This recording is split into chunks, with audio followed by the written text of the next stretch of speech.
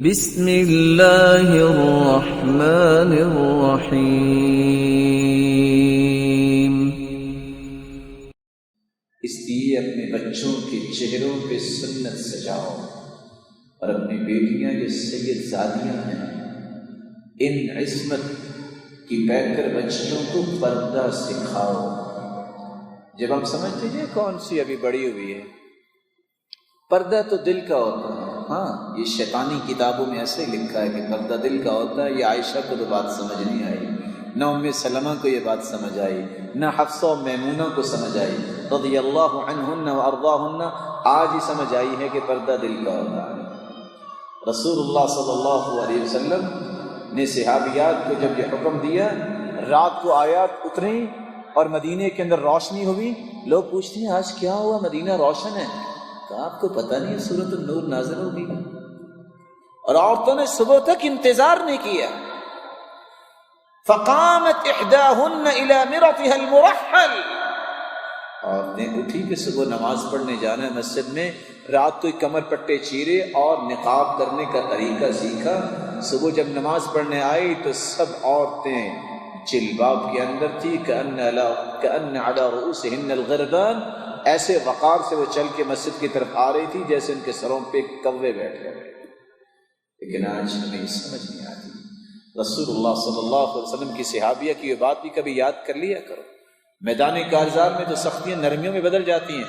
آپ ٹخنوں سے شلوار نیچے نہیں کر سکتے، مسلمان ہیں آپ، مومن ہیں، کیونکہ حدیث کے الفاظ ہیں ما اسفل من الکعبین من الازار ففی النار، جس نے ٹخنوں سے نیچے چادر یا شلوار جو کچھ پہنتا ہے کر لی، توبہ نہ کی، اسی حالت میں دنیا سے چلا گیا، صحیح بخاری کی روایت ہے، یہ حصہ جہنم میں جائے گا۔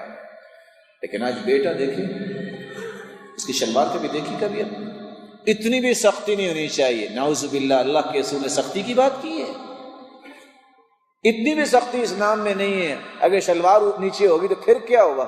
واقعی کچھ نہیں ہوا۔ ہم کہتے ہیں اللہ کرے نہ ہی کچھ ہو، اللہ سلامت رکھے، اچھی زندگی دے، توبہ کی توفیق دے دے، ہم تو چاہتے ہی نہیں ہیں، اس لیے تو کہتے ہیں کہ اللہ کرے کچھ نہ ہو، اس کا انتظار نہ کرو کہ کچھ ہو جائے۔ لیکن میدان کارزار میں آپ جائیں، وہاں اجازت ہے کہ آپ اپنے شلوار یا چادر کو لٹکا کے چل سکتے ہیں، دشمنوں پر رعب جمانے کے لیے۔ ام خلاد جب آئی تو پردہ کر کے آئی، نقاب کر کے آئی۔ کہنے والا کہتا ہے جئتی تسألین عن ابنک وانت منتقبہ، یہاں تو سختیاں نرمیوں میں بدل جاتی، تم یہاں بھی نقاب کر کے آئی ہو۔ جواب سنیے گا، ان ارزق ابنی فلن ارزق حیائی، بچے کے بارے میں پوچھنے آئی ہوں، اگر میرا بیٹا شہید اور قتل ہو گیا ہے تو میری حیا تو قتل نہیں ہوگی۔ فطرت کے امور کی حفاظت، اور فطرت کے امور اس وقت تک انسان کو نصیب نہیں ہوتے جب تک قرآن کی محبت اس کے دل میں نہیں آتی۔ رسول اللہ صلی اللہ علیہ وسلم نے اسی لیے صحابہ کرام کو قرآن کی محبت سے آشنا کیا۔ یا